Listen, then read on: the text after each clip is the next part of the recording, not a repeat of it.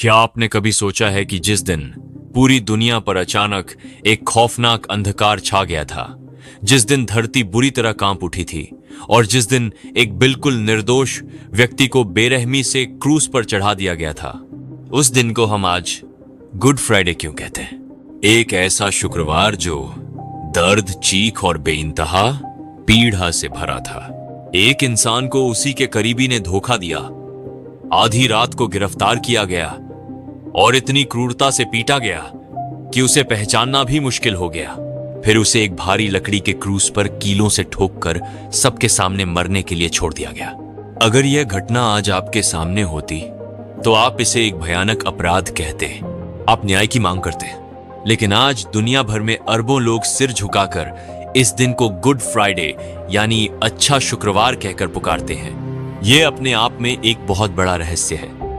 क्या सदियों से हम एक गलत शब्द का इस्तेमाल कर रहे हैं, या फिर इस शब्द के पीछे कोई ऐसा गहरा सच छिपा है जो आज तक आपको नहीं बताया गया? यह कहानी सिर्फ एक धार्मिक घटना की नहीं है, यह इतिहास की सबसे बड़ी जांच है जो आपके सोचने का नजरिया हमेशा के लिए बदल देगी। इस रहस्य को समझने के लिए हमें उस शुक्रवार से ठीक एक रात पहले यरूशलेम की अंधेरी गलियों में चलना होगा।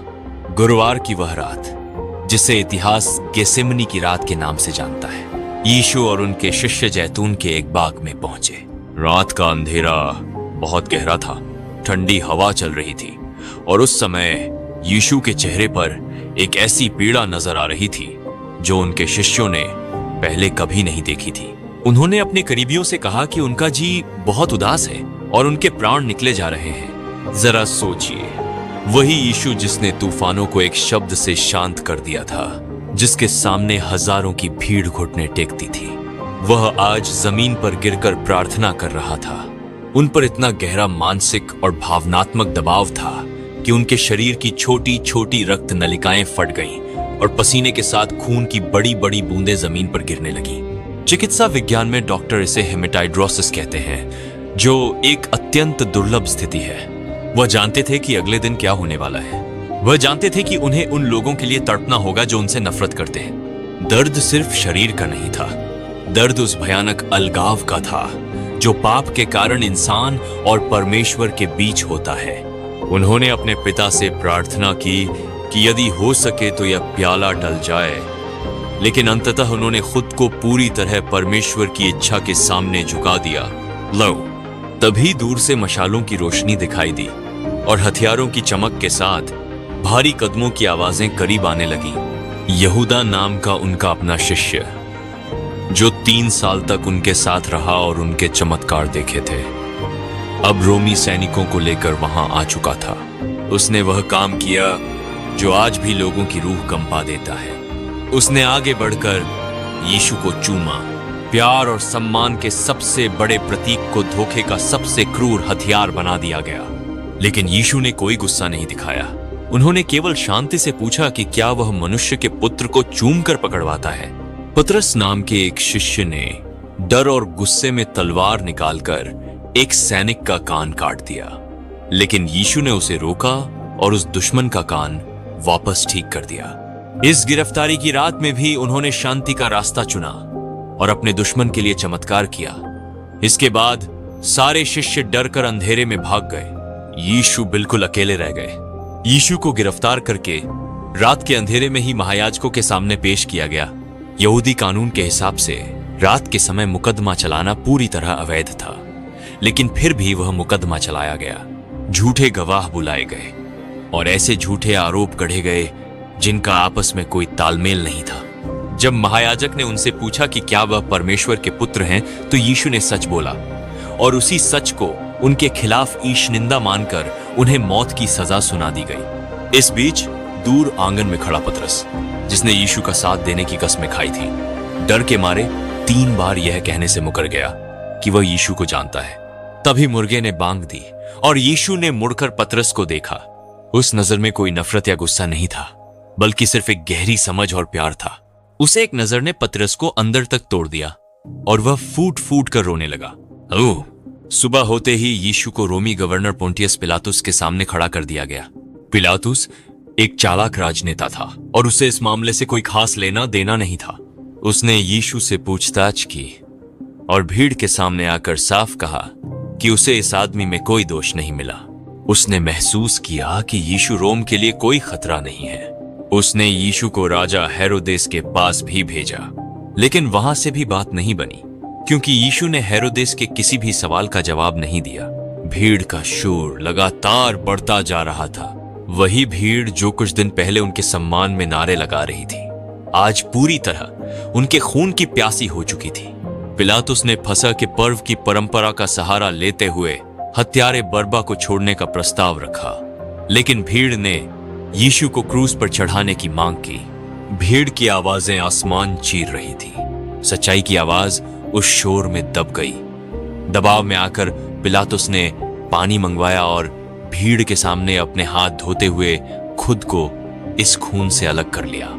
लेकिन इतिहास और वक्त जानता है कि सिर्फ हाथ धोने से कभी किसी का खून नहीं धुलता। इसके बाद जो हुआ वह क्रूरता और यातना की हर हद को पार कर गया। रोमी सैनिकों ने यीशु को कोड़े मारना शुरू किया। यह कोई साधारण मार नहीं थी। उस रोमी कोड़े में चमड़े की कई पट्टियों के साथ नुकीली हड्डियां और लोहे के टुकड़े बंधे होते थे। हर प्रहार के साथ चमड़ी बुरी तरह उधड़ती थी और शरीर का मांस बाहर आ जाता था। कई लोग तो सिर्फ इस सजा को सहते हुए ही अपनी जान गंवा देते थे। यीशु सब कुछ चुपचाप सहते रहे। सैनिकों ने उनका मजाक उड़ाने के लिए कांटों का एक मुकुट बनाया और उसे उनके सिर पर गहरे तक ठोक दिया। खून उनके चेहरे से बहने लगा। सैनिकों ने उन्हें एक लाल चोगा पहनाया और घुटने टेक कर उनका मजाक उड़ाते हुए उन्हें यहूदियों का राजा कहा। उन्हें यह नहीं पता था कि जिसके सिर पर वे कांटों का मुकुट रख रहे हैं वह असल में किसी और ही दुनिया का राजा है। इसके बाद यीशु को अपना भारी क्रूस खुद उठाकर यरूशलेम के बाहर उस ऊंची पहाड़ी तक ले जाने का आदेश दिया गया, जिसे गोलगोता कहा जाता था। कोड़ों की मार से पूरी तरह टूट चुका शरीर, लहू से लथपथ पीठ और रात भर की बेइज्जती सहने के बाद वह हर कदम पर लड़खड़ा रहे थे। वह भारी लकड़ी के नीचे बार बार जमीन पर गिर जाते। सैनिकों ने शमौन नाम के एक आम आदमी को भीड़ से खींचकर जबरदस्ती उस क्रूस को उठाने में मदद करने के लिए लगा दिया। रास्ते में बहुत सी महिलाएं यीशु की हालत देखकर फूट फूट कर रो रही थीं। इतनी भयंकर तकलीफ में भी यीशु रुके। उन्होंने अपना घायल चेहरा उठाया और उन महिलाओं से कहा कि वे उनके लिए नहीं बल्कि अपने और अपने बच्चों के लिए रोएं। दर्द के उस चरम पर भी उन्हें खुद की नहीं बल्कि दूसरों की चिंता थी। इमाई सुबह के ठीक 9 बजे उन्हें उस पहाड़ी पर क्रूस पर लिटाया गया। रोमी सैनिकों ने लोहे की मोटी और लंबी कीलें निकाली और उनके हाथों और पैरों के आर पार ठोक दी। रोमी साम्राज्य में यह मौत देने का सबसे खौफनाक और क्रूर तरीका था। इसमें इंसान को तुरंत नहीं मारा जाता था, बल्कि उसे धीरे धीरे घंटों तक हर एक सांस के साथ तड़पाया जाता था। सांस लेने के लिए इंसान को अपने शरीर का पूरा वजन उन्हीं लोहे की कीलों पर डालना पड़ता था।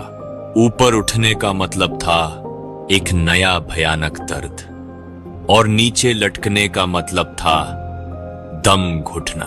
उनके सिर के ऊपर एक पट्टिका लगाई गई जिस पर इब्रानी, लातीनी और यूनानी भाषाओं में लिखा था, यीशु नासरी, यहूदियों का राजा। क्रूस के नीचे खड़ी भीड़ उनका मजाक उड़ा रही थी। लोग कह रहे थे कि अगर वह परमेश्वर का पुत्र है तो खुद को बचाकर नीचे उतर आए। लेकिन यही इस कहानी का सबसे बड़ा और गहरा रहस्य है। वह सच में नीचे उतर सकते थे। वह एक पल में स्वर्गदूतों की 12 पलटन यानी 72,000 स्वर्गदूतों को बुला सकते थे। एक शब्द से पूरी रोमी सेना खत्म हो सकती थी, लेकिन उन्होंने खुद को नीचे नहीं उतारा। उन्होंने ऐसा इसलिए नहीं किया क्योंकि वह जानते थे कि अगर वह उस क्रूस से नीचे उतर जाते तो इंसानियत कभी ऊपर नहीं जा पाती। उस क्रूस पर तड़पते हुए यीशु ने 7 अद्भुत वचन कहे। जब उनके हाथों में कीलें ठोकी जा रही थीं, तब उन्होंने अपने दुश्मनों के लिए प्रार्थना की और कहा, हे पिता, इन्हें क्षमा कर क्योंकि ये नहीं जानते कि ये क्या कर रहे हैं।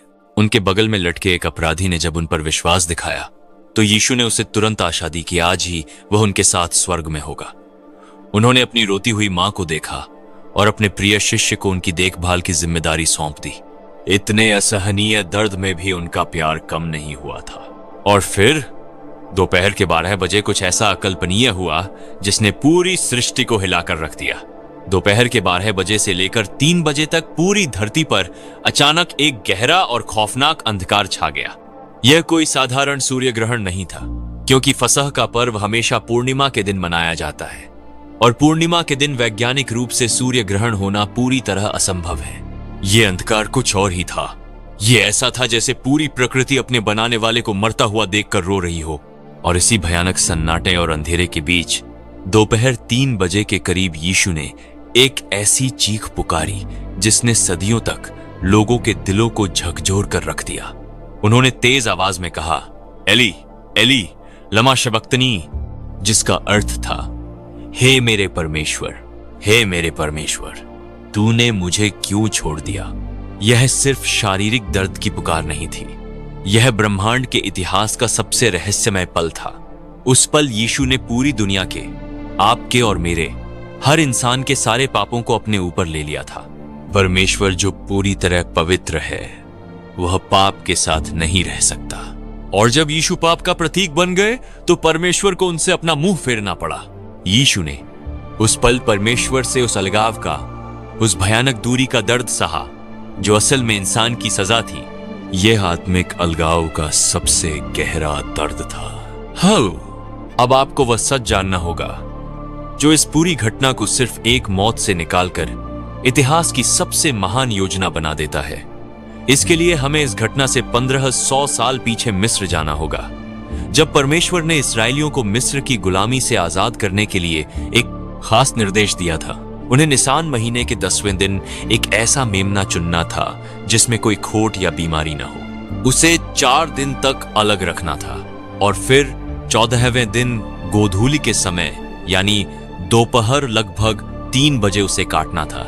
उस मेमने का लहू घरों के दरवाजों पर लगाया गया था ताकि मौत का दूत उनके घरों को छोड़कर आगे बढ़ जाए। अब इस प्राचीन रहस्य को गुड फ्राइडे से जोड़कर देखिए। यीशु ठीक उसी 10वें दिन यरूशलेम में आए थे, जिसे आज पाम संडे कहा जाता है। 4 दिन तक धार्मिक गुरुओं ने उनसे कठिन सवाल किए, उनकी जांच की, पर किसी को उनमें कोई दोष नहीं मिला। वह उस निष्कलंक मेमने की तरह थे। और फिर निसान महीने के उसी 14वें दिन दोपहर के ठीक 3 बजे, जब यरूशलेम के मंदिर में फसह के मेमनों की बलि दी जा रही थी, ठीक उसी वक्त क्रूस पर लटके यीशु ने अपनी आखिरी सांस ली। यह कोई इत्तेफाक नहीं था, यह कोई हादसा नहीं था, यह एक ईश्वरीय कैलेंडर था, एक ऐसी सोची समझी योजना जो दुनिया बनने से भी पहले तय की जा चुकी थी। अपनी आखिरी सांस लेने से ठीक पहले यीशु ने यूनानी भाषा में एक शब्द कहा। वह शब्द था टेटेलेस्टाई। इसका अर्थ सिर्फ यह नहीं था कि सब खत्म हुआ। उस समय के समाज में व्यापारी यह शब्द किसी कर्ज के कागज पर तब लिखते थे जब कर्ज पूरी तरह से चुका दिया जाता था। इसका मतलब था पूरी तरह अदा किया गया। उस एक शब्द ने यह घोषणा कर दी कि इंसानियत के पापों का सारा कर्ज आज पूरी तरह चुका दिया गया है, हमेशा हमेशा के लिए। उन्होंने कहा, हे पिता, मैं अपनी आत्मा तेरे हाथों में सौंपता हूं। अपना सिर झुकाया और प्राण त्याग दिए। ठीक उसी पल एक भयंकर भूकंप आया। धरती कांप उठी और चट्टानें दरक गईं। लेकिन सबसे बड़ा चमत्कार गोलगोता की उस पहाड़ी पर नहीं, बल्कि यरूशलेम के मंदिर में हुआ। मंदिर के अंदर एक बहुत भारी और मोटा पर्दा था जो पवित्र स्थान को परम पवित्र स्थान से अलग करता था। परम पवित्र स्थान वह जगह थी जहां सिर्फ महायाजक साल में एक बार जा सकता था, क्योंकि वहां परमेश्वर की उपस्थिति मानी जाती थी। वह पर्दा इतना मोटा था कि कई घोड़ों को बांधकर खींचने पर भी उसे नहीं फाड़ा जा सकता था। लेकिन उस पल वह भारी पर्दा अचानक ऊपर से लेकर नीचे तक फटकर 2 टुकड़े हो गया। ध्यान दीजिए, नीचे से ऊपर नहीं, बल्कि ऊपर से नीचे तक। इसका साफ मतलब था कि इसे किसी इंसान ने नहीं फाड़ा था, खुद परमेश्वर ने ऊपर से उसे फाड़ दिया था। वह पर्दा परमेश्वर और इंसान के बीच पाप की उस दीवार का प्रतीक था जो सदियों से खड़ी थी। अब वह दीवार हमेशा के लिए गिरा दी गई थी। अब इंसान को परमेश्वर तक पहुंचने के लिए किसी बिचौलिए की, किसी पशु बलि की या किसी खास इंसान की जरूरत नहीं रही। रास्ता पूरी तरह खोल दिया गया था। हो तो अब अंत में हम वापस अपने उसी सबसे बड़े सवाल पर आते हैं। इतने दर्द, इतने खून, इतनी यातनाओं और चीखों से भरे इस दिन को पूरी दुनिया गुड फ्राइडे क्यों कहती है? इसमें अच्छा क्या था? इसका जवाब इतिहास के पन्नों और भाषा के विकास में छिपा है। 15वीं सदी में जब इस दिन को पहली बार अंग्रेजी में यह नाम दिया गया, तब गुड का मतलब सिर्फ अच्छा नहीं होता था। मध्यकालीन अंग्रेजी में गुड और गॉड शब्दों का इस्तेमाल एक दूसरे की जगह होता था। असल में इसका मूल अर्थ था गॉड्स फ्राइडे, यानी परमेश्वर का शुक्रवार। ओह, यह दिन इसलिए गुड या अच्छा नहीं है क्योंकि इसमें कुछ सुखद हुआ था। यह दिन इसलिए परमेश्वर का शुक्रवार है क्योंकि यह वह दिन था जब परमेश्वर ने खुद इतिहास में कदम रखा। क्रूस कोई ऐसा हादसा नहीं था जो यीशु के साथ घट गया था। क्रूस वह योजना थी जो परमेश्वर ने इंसानियत को बचाने के लिए खुद चुनी थी। यह दिन इसलिए गुड है क्योंकि उस दिन पाप और परमेश्वर के बीच की सबसे बड़ी दूरी हमेशा के लिए मिटा दी गई। यह दिन इसलिए गुड है क्योंकि उस दिन मौत हार गई और जीवन जीत गया। यह दिन इसलिए गुड है क्योंकि उस दिन यह साबित हो गया कि परमेश्वर हमसे तब प्यार करता है जब हम पूरी तरह टूटे हुए और पापी होते हैं। आज वह लकड़ी का क्रूस भले ही यरूशलेम की उस पहाड़ी पर मौजूद न हो, लेकिन वह मंदिर का पर्दा आज भी आपके लिए फटा हुआ है। आज आपको यह सोचने की जरूरत नहीं है कि आपका अतीत कैसा है, आपने कितनी गलतियां की हैं, या आप कितने निराश और थके हुए हैं। वह पर्दा फट चुका है, वह कर्ज चुकाया जा चुका है। टेटलस्टाई, अब आपके और परमेश्वर के बीच कोई दूरी नहीं है। आपको बस उस फटे हुए पर्दे से होकर अंदर कदम रखना है। उस दिन का भयानक अंधकार आज आपकी जिंदगी की सबसे बड़ी रोशनी बन चुका है।